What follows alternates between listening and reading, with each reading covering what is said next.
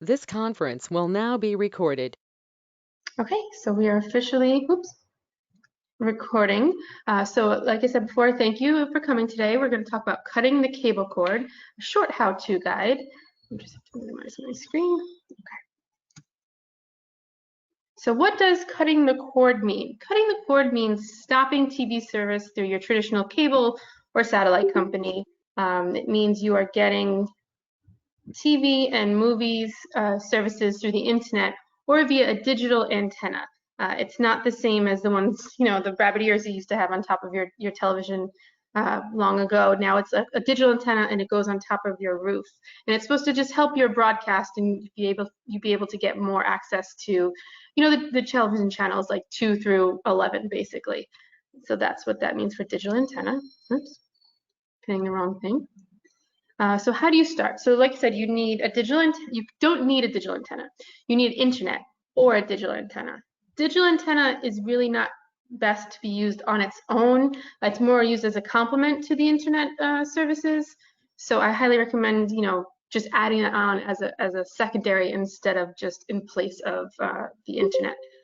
So having the internet is a vital key to being able to cut the cord and stream movies through the internet. So generally they say high-speed internet, so that way you have no problems, downloading or streaming the movies or TV shows that you're watching. So that you can contact, your internet service provider. I do just want to say for those that are just coming on, we are recording this for you to access later on our YouTube channel. So keep your cameras off, or else your face will be recorded for the video, like mine.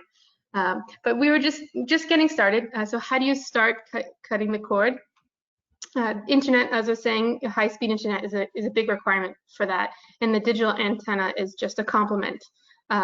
Unless you just only want to be able to get 2 through 11, like the basic channels, then that's all you want, then the digital antenna should be fine. But if you want to be able to record, if you want to be able to stream, movies and TV shows from like HBO or Netflix, you will need a high-speed internet.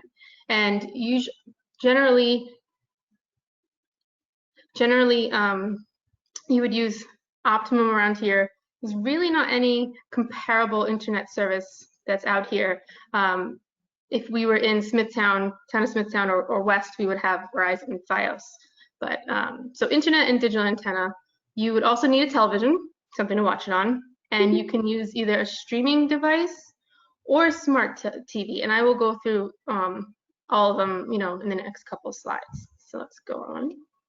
So the types of streaming devices. So Roku is one of the more popular ones. I'm only going to talk about like the 3 main popular ones for the streaming devices here. It's accessible on Walmart, Amazon, Best Buy, Target. It's roughly about $40.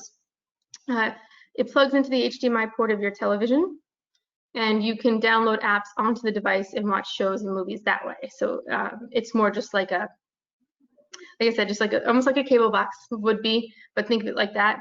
And you would be able to download apps to it, and then you would just navigate between the apps to find the shows and the movies that you were interested in. And it has a remote. And the reason I noted that was because on one of the future devices, it does not have a remote. So I will move forward. Okay, so types of streaming devices. Continue Chromecast. Chromecast is, you guys can't see it. Oh my gosh, I'm so sorry. It can't work now. Do you want me to go back? I'll go back. Let me go back a few, just so that way you guys can see. Why is it not updating? There we go. Okay, so I'll just go back. So this was the streaming device, the first one, the Roku, that I was mentioning you about. You can see that it looks there, and it has the remote, and then you see in the little box it has the different apps there that you can download onto the device. I do apologize for that. I didn't realize I didn't unpause my screen. So now it's onto the Chromecast, and you can see Chromecast looks like a little flash drive. You also plug it into your HDMI port on your television. It is a Google device, so that's important to know because you will use your Google information if you already have one. If not, you will be asked to create one. Has no remote. You use a tablet or a smartphone as your remote. And you do this by casting your device's screen to the TV via the Chromecast. So the Chromecast is like an in-between that allows you to cast whatever you're watching on your, say, smartphone to the television. And it, like I said, it plugs into your HDMI port in your television, and you can get it also Walmart, Target, Best Buy, Amazon. It's all over the place. This is about $30, so it's a little cheaper because it doesn't have, you know, like the like a little computer built inside. It's just, you know, like the flash drive size, and there's no remote. So that's the Chromecast. Another popular one is an Apple TV, not to be confused with Apple TV streaming service. I will go over that later on too, but Apple, you know, the owner of iPhones, has created one as well, and it's called Apple TV. It's more of a premium streaming service, but it does the exact same thing as the Roku and the Chromecast. It plugs into your HDMI port in your television. It has a remote. You can also download apps and devices, apps onto the device to watch shows and movies. You know, same, you know, 4 places you can get it from, and but it's $140 because Amazon's a much more premium, premier, I should say, service. So that's that. And another one that I mentioned is a smart TV. So I only recently got a smart TV in the last year. We were using the, I didn't put on here, the Amazon Fire Stick, which is very similar to the Roku. Smart TV has integrated Wi-Fi and apps already built into it. You don't need outside devices like an Apple TV or Roku or a Chromecast or Amazon Fire Stick. And you can use it with traditional cable if desired. So you can use it more as a complement if you prefer. So if you wanted to stick with service through the cable company, you know, Altice or Optimum, you would just, you know, also if you had an account with Netflix or anything, you could just access it right through your television. So that's a huge benefit. And the prices are obviously much higher because you're buying a full television. And depending on the size, it can go for anywhere from $250 on up. So some of the popular streaming services or apps. So when cord cutting was first popular, you know, like 5 years ago, it was mostly just Netflix, Prime, Amazon Prime Video, and Hulu. Netflix is roughly about $12.99 a month. Your Amazon, if you had the Prime Video, that is included with your general Amazon Prime subscription, so that's much higher, but you also get the 2-day shipping and all the other perks of having Amazon Prime. And then Hulu is starting at $5.99. So Hulu, I think, started in the beginning, roughly about the same time as Netflix, where you could watch like the popular television shows like the next day online. And then they started getting really popular, so they start doing advertisements and then subscriptions to it. But way back when, it used to be free, which was great. But it's still generally cheap compared to if you were paying, you know, service through Optimum or Altice. So now everybody has an app that they stream their own shows and everything on. And these 3 are just an example of some of the ones that are out there in addition to Netflix, YouTube, and Amazon Prime. Disney Plus just came out, you know, and they own Pixar, Marvel, you know, National Geographic, and all the Star Wars movies. So they're either $6.99 a month or $69.99 for the whole year. There's also HBO. They started their own service where you can just pay separate, independent of anything, whereas you used to only be able to get them through the cable. You can now get them independently and pay $14.99 a month. And then look, CBS All Access started their own for $9.99, so you can't get any of their news networks or any of the sports without paying for a monthly fee with them. Whereas some of the, like ABC and Fox, allows you to go on their websites and watch some of the more recent shows online for free. You could just get stuck with like 6 advertisements in a row. CBS doesn't do that, and they make you pay, and it's advertisement free, commercial free. So there's that. So those are just a few of the many that are out there nowadays. So there are some of the benefits to free streaming services. There are free ones out there. There's not, well, let me talk about the cons first. There's no original programming. So for example, like Netflix, Amazon are creating their own content and starting to become more recognized in, say, the Academy Awards and, you know, the Emmy Awards that they have. There's also no recent releases, slightly older content, like 5 years or so older, and there are advertisements. But the big pro is that it's free, and then you get some oldies but goodies in regards to content. So don't rule these out if you choose to go this route of some free streaming services, you'll get stuck with advertisements and some older content, but there are some good shows and movies on there. And don't forget, free with your library card, we have Hoopla and Canopy. So those are some popular streaming services that we have. So Hoopla, like I said, is one of the services that offers some slightly older content, but they have a lot of popular ones on there, TV shows and movies. And in addition, they offer ebooks, e-audiobooks, and comic books. So it's not just for watching; it's for reading and listening at the same time. Not same time, but as well. You are capped to a specific number of loans per month. Each library sets theirs. I believe ours is up to 15 during this pandemic crisis, but usually it's about 10 checkouts a month, and there's no waiting period. Canopy is very similar to Hoopla, but it's an award-winning independent films and documentaries. So they kind of focused their niche on the independent films and documentaries, whereas Hoopla is a much more popular TV shows and movies. Excuse me. They're also free and capped to a specific number of loans per month. I think Canopy, since it was newer, we limited it originally to like 5 per month. Now I think it's up to 10 because of the pandemic, and also no waiting period. So if everybody wants to watch one movie, you can do that. It's not like our loaning ebooks out through Overdrive where you have to place a hold.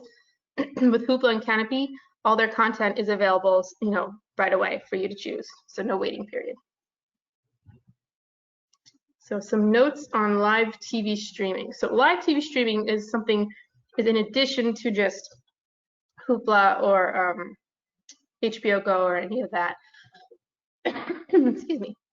So it is exactly what it says. It's live and it's streaming online. So think of a traditional cable service, but through the internet.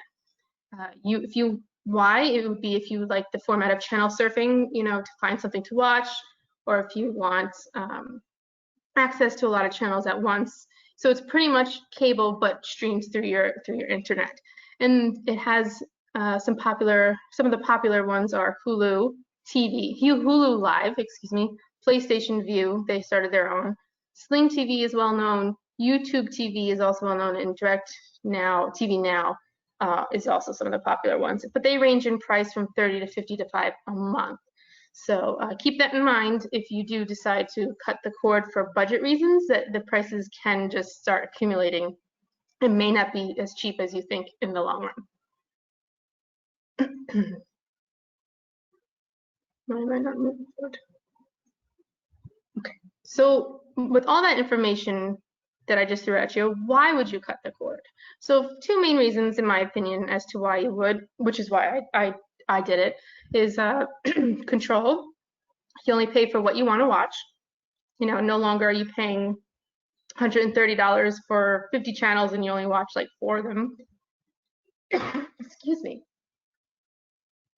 And you can break the monopoly of a traditional cable service. And that's mostly for out here on Long Island. As you know, we really only have in town of Brookhaven and out east, we really only have Optimum. And if we don't like them, we're out of luck, or we go to satellite and deal with the issues that satellite has. And by cutting the cord, you have no contracts and no fees. So you sign up for Netflix, you're not tied for a year. You can leave whenever you want. You can do free trials and then just ditch it when you're done if you don't like it, or even if you do, you just didn't want to pay for it. Another reason to cut the cord, as I mentioned earlier, is for budget reasons. $130 and up, I've known people who've spent $250 or more, depending on, I apologize, based on whatever it is, how many boxes and televisions they have in their house. And then most people have cell phones and no longer need a house phone, which is now bundled into a lot of the cable services. They bundle the internet, the cable, and the telephone to try to continue making more money. So you end up paying a lot more. So a lot of people just tend to leave because they don't need television, they don't need phones. All they need is a television and internet. So just a few things to keep in mind and some cord cutting tips. Everything adds up and can cost equal to monthly cable fees, as I was saying. So keep that in mind. If you wanted to get, say, Sling TV, and it's $55 a month, Keep in mind you may be paying $75 or $80 a month for internet. So you have both of those fees, depending on what it is. If you have an internet outage, you lose access to everything. I'm so sorry, guys. So, take advantage of free trials to see if there's any shows or services that you like. If you don't like Hulu, try Netflix. If you don't like Netflix, try HBO. Just keep trying and take advantage. They all offer free trials, like 2 weeks, possibly even a month. And know that there is no one way the cord cuts. Some people do a combination. They lower their cable down to a very basic. That way you can get like all the news and the sports. And they add on like Netflix and Hulu, so that way that you can continue watching a lot of your favorite shows. And then just be open to new services and just try new shows or new movies. Maybe slightly older, but you never know. It might be something you might be interested in. So, any questions? I'm missing a slide. There we go. So please keep in touch. You can ask me questions that you may have right now. If you think of one later on, you can always chat us during business hours on our website. You can call us, and you can always email us at adref@portcheflibrary.org. So I'm opening the floor up to questions.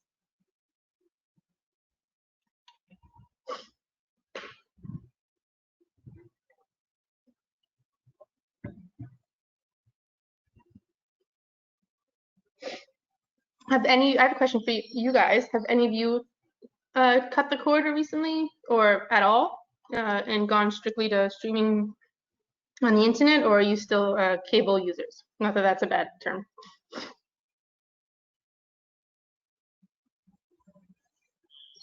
No, we're all quiet. That's fine. If you find you have any questions, like I said, feel free on our website, chat us. There's that annoying little chat box on the side. You can always click and chat us, or you can email us at adref@portcheflibrary.org. Thank you, everybody. I'll sing on if anybody has any questions.